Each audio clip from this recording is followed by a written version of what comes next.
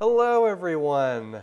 Welcome to another of our videos. My name is John Lustrea. For those of you who don't know, I'm the Director of Education at the National Museum of Civil War Medicine, and I'm thrilled to be joined today by Dr. Holly Pinheiro. Welcome, Holly. Thank you so much for this opportunity, and thank you for those watching. Absolutely. We're thrilled to have you with us. We're going to be discussing his, depending on when you're watching this, either his forthcoming or his recently released book, The Family Civil War, Black Soldiers and the Fight for Racial Justice, out June 16th. I think that's right, June 16th? June 15th, but pretty close. Juneteenth weekend. How about that? Okay, excellent. Juneteenth weekend. So it should be a really interesting conversation. I know I'm looking forward to it. Before we get started, though, of course, if you enjoy our videos, go ahead and hit the like button, hit subscribe, follow us on Facebook, Instagram, wherever you get your social media, we're there. Best way to stay up to date with us and see what we're up to is to follow us, especially on Facebook. So follow us, like the video, share the video. All that is easy, it's free, and it really helps us quite a bit here at the museum. And if you want to take your support to the next level, consider becoming a member of the National Museum of Civil War Medicine. For as low as $25 a year, you support great programming like this, and we've been overwhelmed by support from all of you over the last several years. So thank you so much to those who have joined, and if you haven't, you've been thinking about it, if you've enjoyed our programming, maybe consider joining up to become a member. It really helps us out. So with all that said, Holly, I wonder if maybe you'd start us off, tell us a little bit about yourself and how you came to the field of Civil War history. A long and winding journey, as I'm sure it is. Yeah, the short version. All right. So I think for me to explain my journey to this project and just academia is also to understand my family. So my mother served in the United States Navy for about 25 years. I was raised in that culture. I was raised internationally. Moving to Greenville is the 30th place I've lived in my life. I consider myself a global citizen. So when someone asks where I'm from, it's always, do you want the short or the long version? But those lived experiences, I've realized have influenced my scholarship, which I'm happy to talk about later. My journey to academia started out very different. As I say to my students, like I did not go to college straight out the gate, went to community college. I'm a big believer in the importance of community college. But I'll also say that my passion for history began as a young kid with my relatives having me read Frederick Douglass and Malcolm X's autobiographies, and then an obsession with glory, which is like, social studies, sixth grade forward. I felt like that was played every year. And it's like I know that movie word for word. And in a roundabout way, like that film, I now realize heavily influenced my passion to do this work. But this project, the Family Civil War, is an extension of my graduate work in which I wanted to understand Black soldiers as people, and really as human beings. And what I mean is beyond their uniforms. Who were they before? For those who survived, who were they after? And what were their family dynamic like? Did they go to school? Like, it's really trying to understand them as human beings, not just by a label, which in many ways is connecting back to my family story. My mother is not just a veteran. She's a daughter. She's a community member. She's my mom. And that's how I see her, on top of the other layers that make her her. Yeah, that's such a compelling, well, not only story, of course, but I think a compelling way to study history.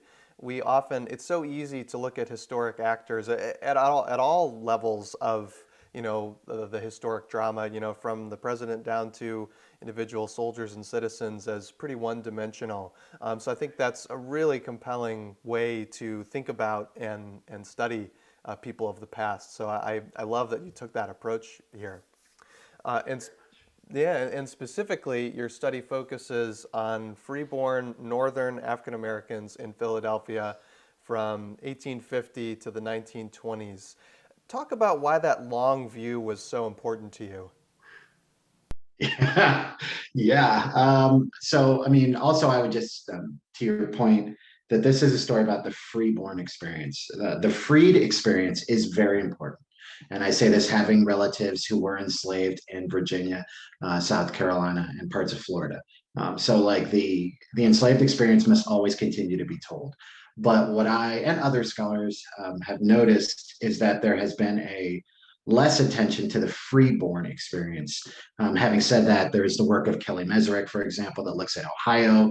Leslie Schwalm who looks at Iowa. So there are others who do this, and I wanted to be part of that conversation of what does it mean for these people who were not enslaved, may have been the first generation of their family to be free, and navigated in locations where slavery was abolished by the time of the 1850s forward, and are having to fight against racial discrimination. As I explained to my students, slavery may end, but unfortunately, racial discrimination is very good, sadly, at evolving and finding ways to persevere. And it's how do these Black communities navigate that? I would say that it's really the archives. The records, particularly the pensions, those records forced me to look beyond what I had initially wanted to talk about. For grad school, I pitched an idea of like, I want to talk about Black soldiers who are writing about in the pensions the 13th, 14th, 15th Amendment, Reconstruction, right? Like the big moments that we often point to highlight these eras. But what the records reflected was who they were as children, who did they get married to? What was their marriage like? Did they have children? Did they have access to education? What was their living situations like? What were their various forms of disabilities, seen and unseen? What happened to their minds and bodies as they aged? Issues of unemployment, unfortunately, issues of domestic abuse, demands to be remembered as the lost cause myth is becoming more normalized in society. And those records go from 1840, sometimes long before, and they closed well after the 1920s. So it's the records and the ways in which these people's lives were documented and they demanded it be remembered. They forced me to reconsider how I thought about this moment or these moments. So I'm hoping that this work, in addition to other people like James Mendez, is just saying that we need to look beyond the 4 or 12-year period and really understand what were their living situations like in totality, right? Did they go to school? What were the circumstances that led to their enlistment? What was the different motivating factors that led many Black Philadelphians to decide, I don't want to go to service? And how there is contestations about different understandings of manhood and womanhood. But also, this book makes it very clear, as others have noted, that Black women are arguably the most important individuals to supporting United States colored troops in terms of raising the money for the regimental flags, being the nurses, particularly as the soldiers trained, the support network, the nurses informally for these aging veterans, the ones demanding to the federal government through a pension to not be forgotten. So in many ways, these families are the story and the soldiers are the starting point to really understanding how families experience, Black families particularly, experience these important historical events. That's such a great example of the sources really leading you to where your story goes. I mean, people say that a lot, but you laid that out, I think, really well about how it really did kind of lead you along. You had an idea, and it just didn't quite go where you wanted it to go. I mean, I'll never forget. I was talking to someone, and I was like, I screwed up with this project. I pitched this. I thought this is the project, and then I was like, but what I'm saying is unemployment, disability, demands for access to medical care, access for social welfare programs, and person was like, that's the story. That's what they're telling you is the most important things for them right now at those moments. It's we need access to medical care. It's we need the pension bureau to believe us when we say we're dealing with rheumatism. Or one of the soldiers, I still can't believe this. He had a cannon shell that was stuck in his head. And when he applied for a pension, the pension bureau will say, you can't prove that that cannon shell was there from the war. So, and it's like, it seems ridiculous, but like it blew my mind to see the ways in which the bureaucracy and different forms of discrimination and proof and legitimacy impact these people's lives. I don't know about you, but cannon shells being in my head randomly, I would think the context would have to have been a war. Yeah, you would have to imagine. Wow, that's outrageous. That's the bureaucracy that these people live through. Wow. And it also speaks to me. I mean, your original project, you're looking at the 13th, 14th, 15th Amendments, these big events. It reminds me a lot of Jim Downs' study, Sick from Freedom. Looking at the lived experience of emancipation. I mean, obviously the Emancipation Proclamation, 13th, 14th, 15th Amendments, awesome stuff. I mean, great that they happened, obviously, but people have to sort of navigate these and live through them, even though they are unequivocally good, but they present all kinds of interesting challenges that maybe are unexpected, and it's easy to gloss over them. And so I love that you followed the sources where they led, and you kind of looked at that more concretely in the day-to-day sort of experience. And I also love too talking about the long range of study because it highlights the reason that you gave for it highlights what I think is something very interesting about Civil War medicine is that yes, a lot of it has to do with the war years, perhaps from 61 to 65, but they do a shockingly good job of keeping up with people. I mean, not just with pensions, but with the medical and surgical history.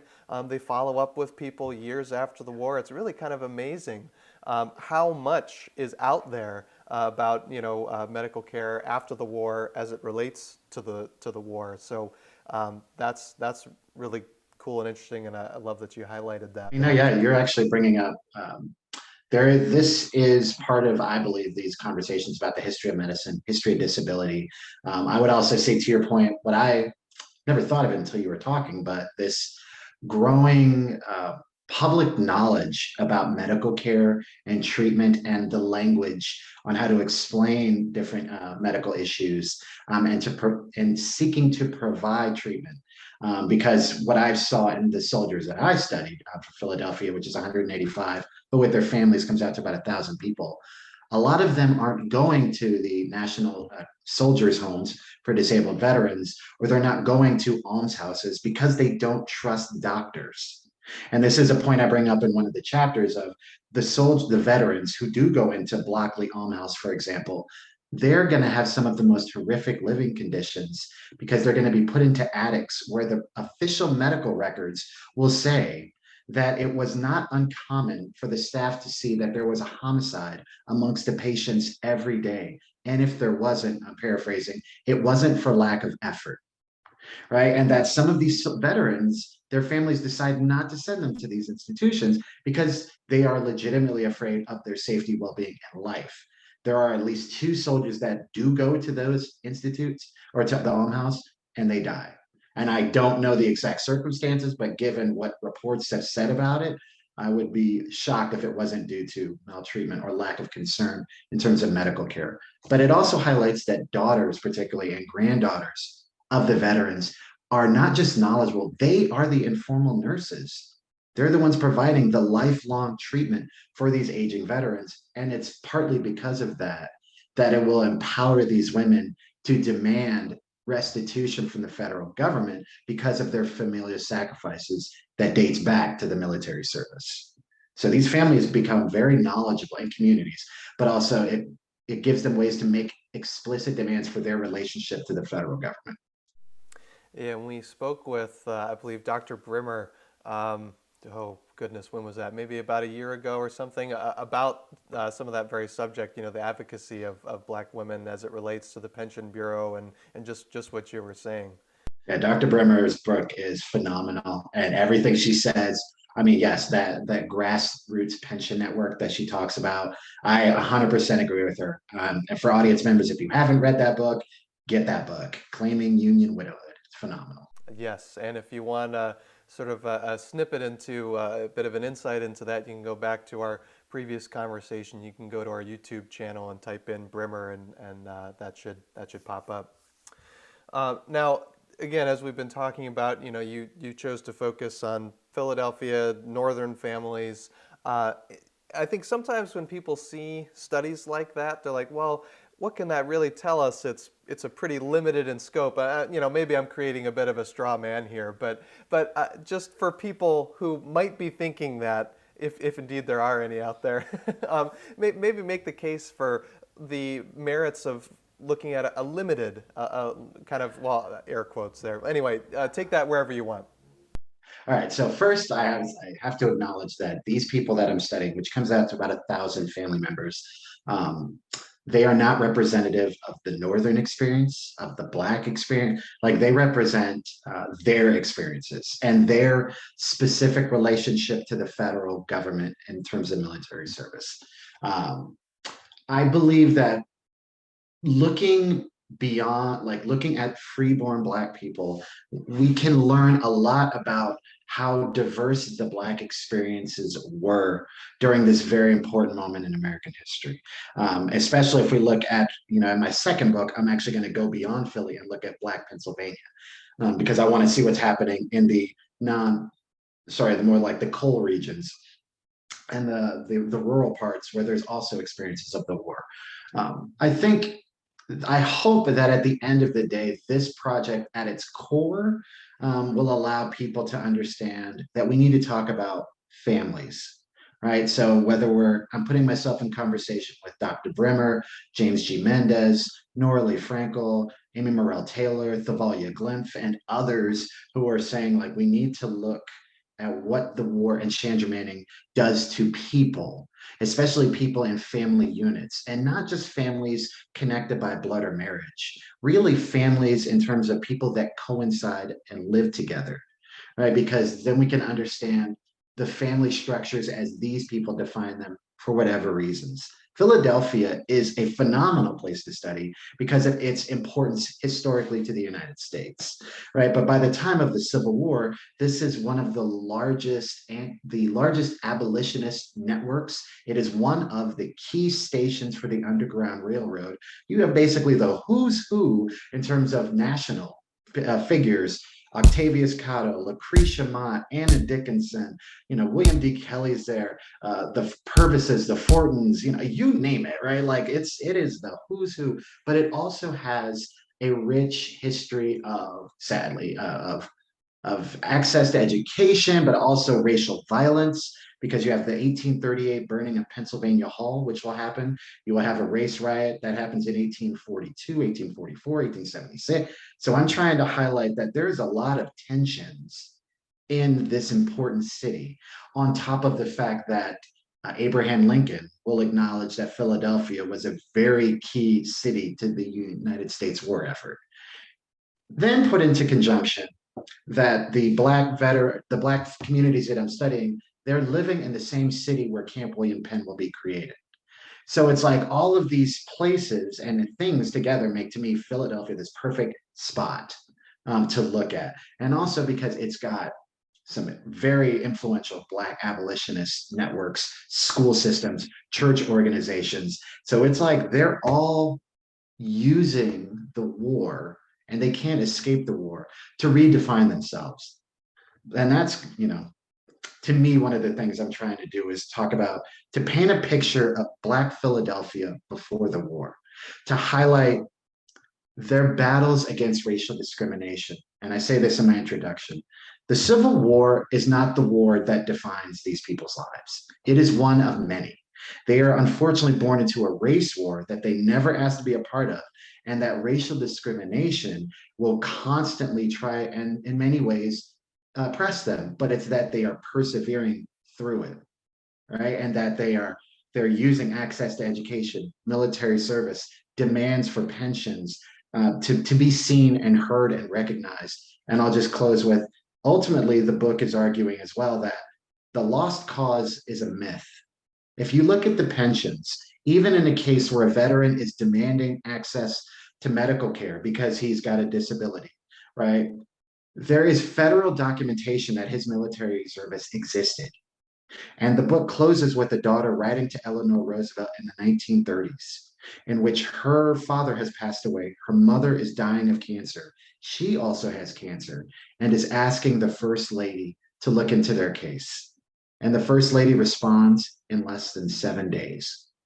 I can't get people to answer email in weeks, right? And I say that like we all like, you send out an email and you're just like, I know you saw this, like, please respond, right? But Eleanor does. And by that, I'm arguing what's called the family's cause, is that the federal government, for all of its problems, each one of those documents recognizes their experiences and that families are demanding, particularly through their sacrifices, including providing medical care to these veterans, that they are owed, and at minimum, remember me.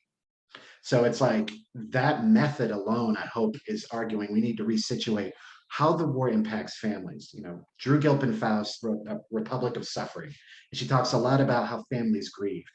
But we need to also understand how Black families grieve in a different way because they're fighting in so many different nuanced battles, and it was never just one generation. That grief and that fight lasts multiple generations. Definitely, and I like the way that you situate it. That the Civil War is it's an important event. Obviously, I'm not breaking news by saying that. The Civil War is an important event, but it's not necessarily the be all end all. It's a pivot point that is notable. That kind of it impacts people for years afterward, but it can't be totally understood if you know at least a little bit about what happened immediately before the Civil War. And so I think it's very clever, the way that you situated all that. Well, thank you. I mean, part of that is that it's just looking at the language that the people used, right? Like they talk about the war not in the same ways that we would. And it's not that they don't care, right? Like none of the families I'm talking about talk about slavery unless they were like they had a relative who was enslaved, right? Like then you might see that. One of the soldiers, he was at Appomattox, right? And this is all he says about it in the record. Yeah, I was there. And I'm like, are you kidding me? Like, give me like, but it was like, and then I'm also having taken to a moment. What is he talking about more than that? I need access to medical care. I have disabilities that are impacting my capacity to earn a wage, that I feel that you owe me. And he's right. Right. So it's like that's where their focus is. And they're also talking about that, just unfair treatment. Susie King Taylor, a formerly enslaved woman who becomes a nurse in the 33rd United States Colored Infantry, what she talks about in the post-war is unemployment issues for her veteran husband, not because of a disability, but because he's Black. So it's like that's where my mind started to go is they're talking about some of the most pressing issues is how racism remains, how bureaucracy with the pensions is so pervasive, right? And like that's where their focus is. As it, they're trying to make it through and live with their materialities, right? That's people like Douglas are focused on other issues. But for these people, it's like we have to survive. Right, exactly. Now, obviously, pension records were sort of your inroad to this. I mean, and their pension records will, continue to be just a incredible source. But you have them, you know about some of these people, you get a list of names. Where do you go from there to help start painting out the texture of their lives? Talk about some of the sources you consult. Yeah. So the method, so actually the first start was going through the regimental books, which are at the National Archives, which hopefully are going to be open and more accessible in the near future. So once I got the list of the names, then I was trying to find those who applied for a pension, whether it's an invalid or a veteran or a dependent, usually nuclear, most times children under the age of 16, a widow, mother, and I have at least one instance of a father, but that was not normal. The other record actually used, which was really amazing, is the census. So with the federal census, I was able to find out who they were in 1850, 60, all the way up through the 1920s. And what it blew my mind was that's where I started finding things that I was not anticipating. I started to find out their household structure and dynamics, that a number of these veterans as young children lived in households with single mothers who were very successful businesswomen, including owning real estate, which was very, at least in the case of Philadelphia, not normal. But yet these women were highly successful, and that's important in highlighting how important Black women were in trying to navigate life with all the different pressures that they experienced. But then also their marriages. I found out, at least cross-referencing with the pensions, that three of the veterans were relatives who lived together as kids. Because I kept looking at these names in the pension, like, these look familiar. And then I looked and found one of them in the census and looked at the names in the house. I'm like, oh my God, they all live together. These are cousins, and a brother and a cousin. And they remained living together in the post-war. I will say that at the end of the book, there's some really messy drama. I mean, like daytime soap drama. So you'd want to read how that played. Wait, families living together produce drama? Surely not. Yeah, the short version is there's a lot of politics of respectability because one of the brothers gets a divorce, and it's really scandalous how it plays out. But I would also say that the black newspapers, and but I also use New York Times, but the black newspapers being the Christian Recorder, publishes out of Philadelphia, and the Weekly Anglo-African that publishes out of New York City. Those two newspapers are gold mines, and I encourage people to look at them because soldiers are writing their experiences from the front lines in those newspapers. Now, the thing is, they're usually, and I'm arguing, they're doing the more public facing conversation, right? So they're not always gonna be as critical as they are in private about certain things. But every now and then they'll say some stuff where they'll critique a racist officer or openly question why we're still in war when Lee surrendered. So they'll talk about Juneteenth, but they're not talking about it the way we want. They're saying, I want to go home. I'm done. What am I doing in Texas? Right, which is a very important way to understand this important moment we talk about. And then I would also just add public speeches, contextualizing people like Frederick Douglass, and this is something I try to be critical, and I love Frederick Douglass, but we often use his quote of the eagle on the button makes you a man, right? Most of the Black Philadelphians that I studied didn't enlist like immediately. And I'm arguing they did not need military service to be men. They were men every second of every day in their personal lives and to themselves. And just like Black women were women and recognized as such within their communities, they chose for different reasons to use military service to push through various agendas, but they don't need it in the way that advocates are claiming they do. So I think, to me, that is something that a lot of scholars, and I used to do as well, that I would ask hope that we start recognizing how these people saw themselves. And they did see themselves as men, women, children, citizens of this, because in many cases in Philadelphia, they're paying taxes, right? And yet they're being denied full citizenship rights or being obligated to do aspects of citizenship. And paying taxes is one they'll point to a lot and say, so I'm not a citizen until you want my money, right? And say, why should I serve? Which then, and there's a lot of people that will critique Douglass and Alfred M. Green for their what's the word I'm looking for? Very positivist framing of what service can. And I don't want to dismiss it, but there is a number of people who go, not so fast, Frederick. Yeah, well, I mean, you're pointing out the fact that the northern perspective, the northern free black perspective, is less often told, and so this seems odd to us because it's not as familiar to us. It's just not a story we hear as often. So that makes total sense.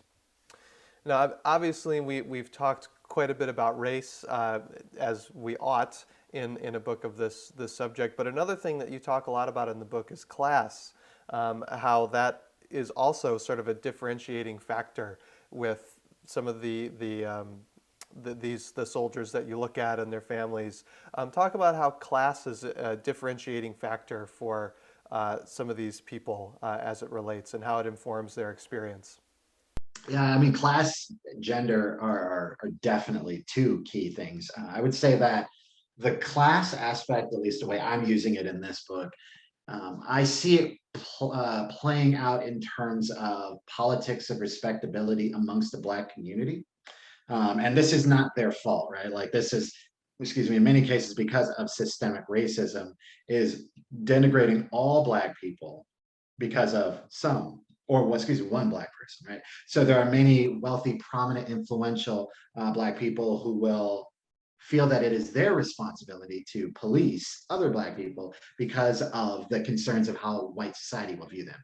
And that comes out, at least the way I'm using it in this book, in terms of the Black press and how they talk about education, right? And you see this particularly in the first couple chapters in how they differentiate between the quality education that a boy or a girl should receive, and that a girl should only receive an education with the aspiration of finding a husband.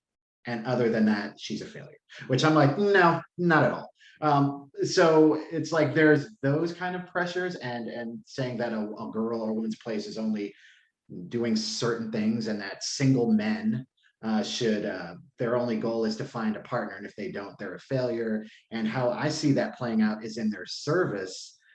Bachelors, for example, don't get a furlough. Only married men do. So there's actually a privileging of marital status. The other class aspect, the way I'm looking at it, is the majority of these families are working poor or working class. And just for context, because unfortunately of their race, that means that their economic standing is not the same as a white person who is working poor or working class. Because as W.E.B. Du Bois has shown in his book, The Philadelphia Negro, a Black person will always make less, usually 4 times less than a white person of the same position because they're Black. So there are many instances where these families are struggling financially. I found a few cases of wealthy, not affluent, but I would say wealthy in the sense of at least one of them was an engineer. A few of them were carpenters and had skilled jobs, occupations, but the majority were laborers. And that was because of racial discrimination. Not because they couldn't do other occupations, or they weren't given the access to education to move up in terms of opportunities. So it's because of those pressures, Black children will have limited access to education. So a number of these soldiers before, as young children, don't get to go to school on a regular basis.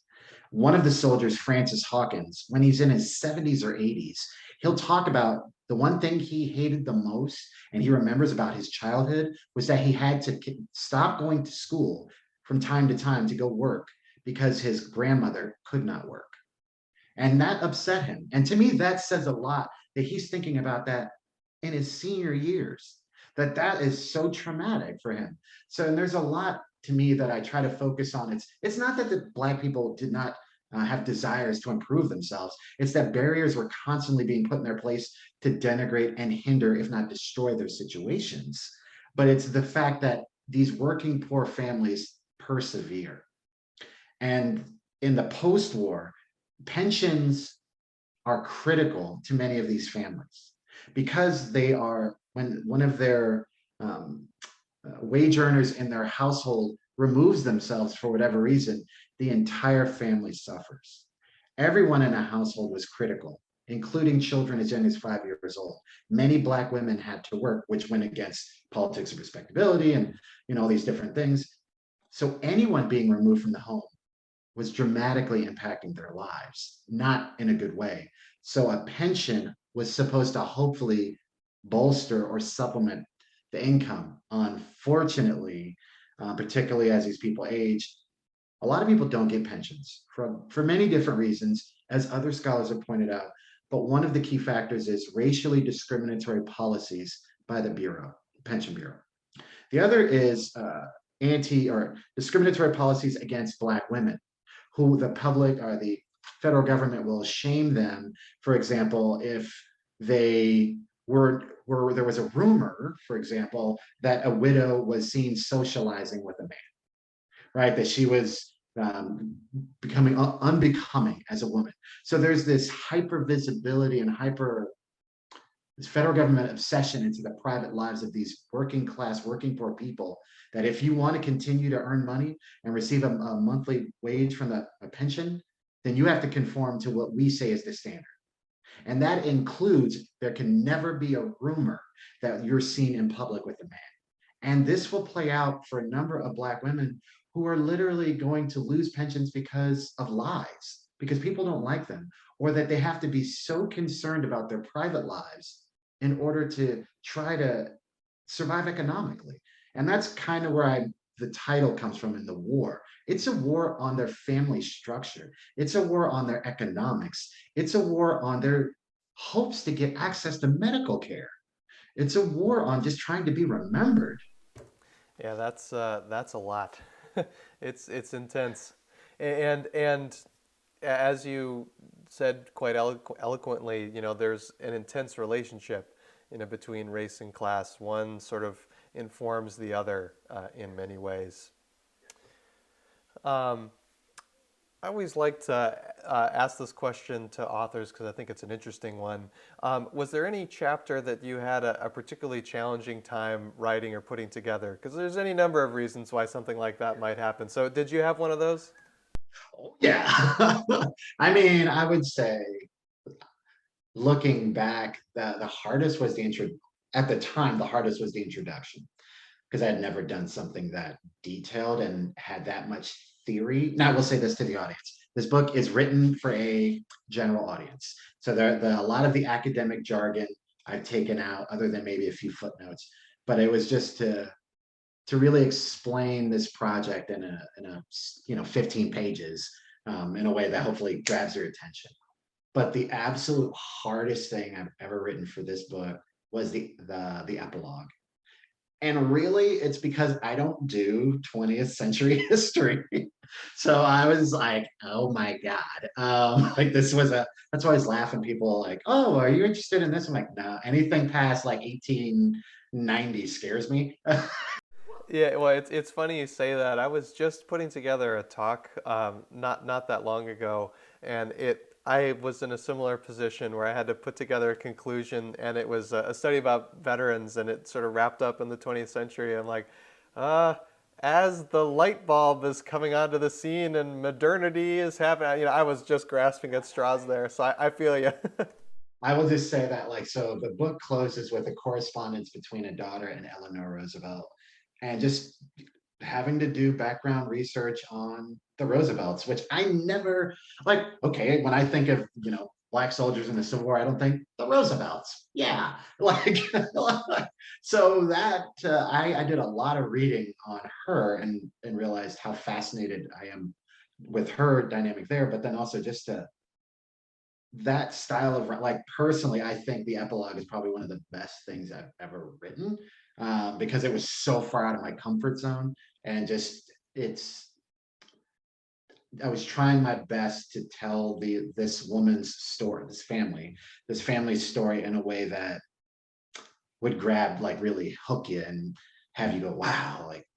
But yeah, no, it's just I would say. But having said that, it was a lot of love. Like this project I'm so grateful to have this opportunity to talk about them and to hopefully hear what people think, and that at the end of the day, I can sleep better knowing their lives mattered then and they matter now. I love that, and I also always like to close by asking authors this. I just have so much respect for anyone that has just the gumption and the determination to sit down and put together a book. I mean, it's a gargantuan project. But now that it's going to be out in the world here soon, what's your hope for both the book and for someone that might pick up the book? So my for the book, I hope it's I hope it's read, obviously, like right, like yeah, I hope it's read. I hope that so here's like there's a couple of things. One, I hope that this book is read in the communities that I've written about. And my dream of dreams, if I'm being completely honest, is that someone is a distant relative or a community, right? Like one of those families. And in the books, in the back, I have a list of all the soldiers. So my hope is someone might go, let me see, right? And then maybe distant relative is in that. And they and I have a conversation and even if they say, I may not agree with everything you said, but I'm grateful that you have demonstrated we matter. And also here's some other records we have in our basement, right? Like because that's like my dream of dreams, right? Is one to get that seal of approval from the community I study, but then also, you know this, right? Like people have stuff that they don't realize, like in a basement somewhere, that I'm hoping, oh, here's a journal that or my grandmother had this, here we have the flag from, like, I'd be like, oh my God. It'd be awesome if I've tried to write it in a way that maybe someone will want to use it for streaming content, right? Like fingers crossed.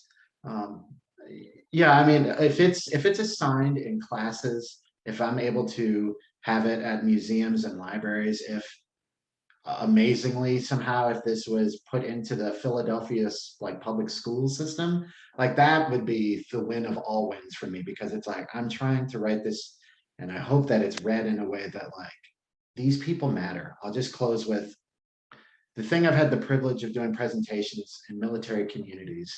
Um, I'll never forget, I did a presentation at UGA I believe he was a Vietnam or Korean conflict veteran. He stood up and he cried. And he's like, you get it. You get, excuse me, like what we're going through and that we matter. And I had also a student at a school say something similar of like, I see the hardships I have in terms of fighting bureaucracy to get my pension, benefits, to be remembered, and that like you understand our struggles. And I hope that that is empowering to some people, is that yes, you do matter. And that yes, you family member of that person, you matter too. You are just as important as those in uniform, and you deserve to be remembered. Maybe, in a different way, similar way, but like you're part of the larger story. It's not just one person. It's that community that was supporting, part of, nurtured, mourned, that, like, so we need to put more respect on the people that surround them if we ever really want to understand what sacrifices were given. I can't think of a better way to close there. That's I think yeah, really really moving stuff. And if that doesn't inspire you to pick up a copy of The Family Civil War: Black Soldiers in the Fight for Racial Justice, I don't know what will. Out June 16th, whenever you listen to this, whether it's shortly before or after. Yeah, go look for that at your friendly neighborhood bookstore, and it sounds like it's going to be a real winner. Thank you so Well, much. yeah, thank you, Holly, for joining us. This was fantastic. Yes, no, thank you to the audience. Definitely appreciate it. Please make sure to let me know if, for those who do read it, I really do. I'm at that stage where I'm like, now I want to know, what is person, right? Because like everyone reads these projects and we come away with different things. But my hope is that this can stimulate some conversations that are long overdue. Absolutely, absolutely.